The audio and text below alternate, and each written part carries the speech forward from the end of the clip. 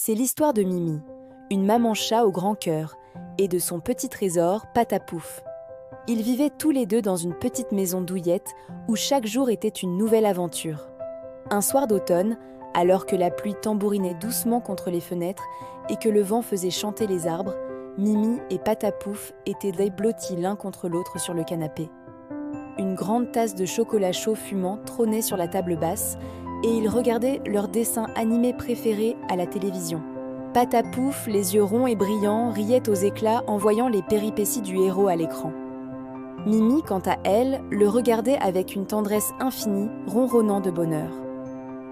C'était un de ces moments parfaits, un de ces instants suspendus où le monde extérieur n'existe plus. Tout n'était que chaleur, douceur et amour. Patapouf se frotta contre elle, signe de son contentement absolu. Pour Mimi, voir son chaton si heureux était le plus beau des cadeaux. Elle aurait voulu que cet instant dure pour toujours, que rien ne vienne troubler leur tranquillité.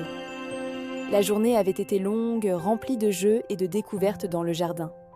Patapouf avait poursuivi un papillon, grimpé à un petit arbre pour la première fois et s'était endormi pour sa sieste de l'après-midi, roulé en boule sur les genoux de sa maman.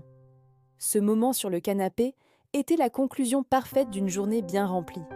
Le chocolat chaud était délicieux, la couverture était douce et la présence de l'autre était le plus grand des réconforts. Mais soudain, au milieu d'une scène particulièrement drôle du dessin animé, le rire de Patapouf se transforma en un petit gémissement. Il arrêta de regarder l'écran et se mit à se frotter la tête contre le coussin. Mimi sentit immédiatement que quelque chose n'allait pas. Patapouf se mit à pleurer, de vraies petites larmes de chaton qui perlaient au coin de ses yeux. Le cœur de Mimi se serra. Son petit trésor, si joyeux quelques secondes auparavant, était maintenant en pleine détresse. Elle le prit délicatement dans ses pattes et le berça, essayant de le calmer.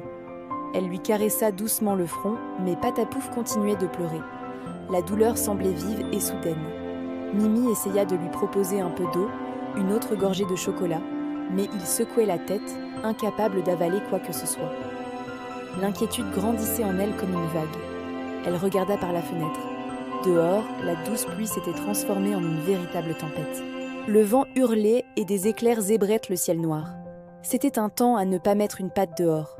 Mais la douleur de son fils était sa seule priorité. Le voir souffrir ainsi lui était insupportable. Elle savait qu'elle ne pouvait pas rester là, à attendre que ça passe. Il fallait agir, et vite.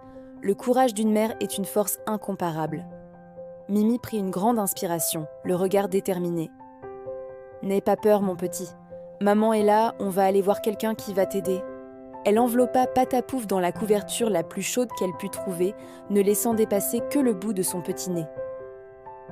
Puis, elle le plaça avec une infinie précaution dans son panier de transport, s'assurant qu'il soit bien calé et protégé. Elle enfila rapidement un petit imperméable jaune, attrapa un parapluie et ouvrit la porte d'entrée. Une rafale de vent glacé et de pluie s'engouffra dans la maison, faisant vaciller la flamme de la cheminée. Dehors, c'était le chaos. Les branches des arbres se tordaient, les poubelles roulaient sur le trottoir, et le bruit du tonnerre était assourdissant. Chaque pas était une lutte contre les éléments. Le vent tentait de lui arracher le parapluie des pattes, et la pluie la trempait jusqu'aux os malgré son imperméable. Elle tenait le panier de transport fermement contre elle, le protégeant de son propre corps. À l'intérieur, elle entendait les petits miaulements plaintifs de Patapouf. « On y est presque, mon cœur. Tiens bon !» Le chemin jusqu'à la clinique vétérinaire semblait interminable. Mais Mimi ne faiblit pas. L'amour pour son enfant lui donnait une force surhumaine. Enfin, épuisée mais soulagée, elle aperçut les lumières de la clinique vétérinaire. Elle poussa la porte et entra dans la salle d'attente, dégoulinante d'eau mais victorieuse. Une gentille assistante vétérinaire l'accueillit immédiatement, voyant son état de panique. Le vétérinaire, le docteur Martin, arriva aussitôt. C'était un homme bon et patient, qui adorait les animaux. Il prit Patapouf avec une grande douceur et l'emmena dans sa salle d'examen. Mimi attendit, le cœur battant à tout rompre. Chaque minute lui semblait une heure. Elle faisait les 100 pas, tordant ses pattes, priant pour que ce ne soit rien de grave. Finalement, le docteur Martin revint, Patapouf blotti dans ses bras, un peu plus calme. « Rassurez-vous, » dit le vétérinaire avec un sourire. Patapouf a attrapé un vilain virus qui lui donne de forts maux de tête, et un peu de fièvre. C'est impressionnant, mais avec du repos et un traitement, il sera bientôt sur pied. Le soulagement submergea Mimi. Elle sentit ses jambes flageoler. Il lui donna aussi des conseils pour que Patapouf soit le plus confortable possible à la maison. Beaucoup de repos, beaucoup de câlins, et il retrouvera vite sa pleine forme, conclut-il. Mimi remercia chaleureusement le docteur et l'assistante. La tempête faisait toujours rage dehors, mais elle n'avait plus peur. L'essentiel était que son petit aille mieux. Le retour à la maison fut tout aussi difficile que l'aller, mais le cœur de Mimi était plus léger. Elle tenait son précieux panier avec une nouvelle détermination, celle de la guérison. Une fois la porte refermée derrière eux, un sentiment de sécurité les enveloppa. Mimi sortit Patapouf du panier et le porta jusqu'à son petit lit, qu'elle avait installé près de la cheminée pour qu'il ait bien chaud. Elle lui donna sa première dose de médicaments, cachée dans une petite bouchée de sa friandise préférée. Patapouf, épuisé, l'avala sans protester et s'endormit presque instantanément, son petit corps enfin apaisé. Les jours qui suivirent furent en consacrés au repos et aux soins. Mimi était une infirmière dévouée. Elle veillait sur son petit jour et nuit, vérifiant sa température, s'assurant qu'il buvait assez d'eau et lui administrant son traitement à heure fixe. Elle lui lisait des histoires d'une voix douce, lui chantait des berceuses et passait des heures à le regarder dormir, posant de temps en temps une patte fraîche sur son front. Elle lui préparait de délicieuses bouillies tièdes, faciles à avaler, et restait à côté de lui jusqu'à ce qu'il ait fini. Patapouf était encore faible, mais il sentait l'amour et le dévouement de sa maman, et c'était le meilleur des remèdes.